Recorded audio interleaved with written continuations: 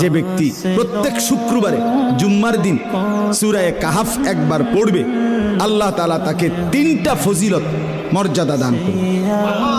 নবীজি সাল্লাল্লাহু আলাইহি সাল্লাম বলছেন, 1 নাম্বার, এই সূরা পুরাটা যে পড়বে শুক্রবার দিন, আল্লাহ তাআলা তার জমিন থেকে মানে তার পায়ের নিচ থেকে 7 আসমান পর্যন্ত তার জন্য পুরাটা জায়গা নূর আলোকিত করে দিবে। 2 নাম্বার, পরবর্তী শুক্রবার পর্যন্ত 8 দিন সে যাবতীয় ফিতনা, যাবতীয় মুসিবত থেকে নিরাপদ থাকবে।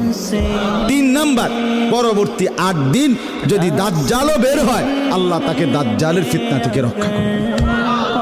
এই জন্য যাদের হিম্মত হয়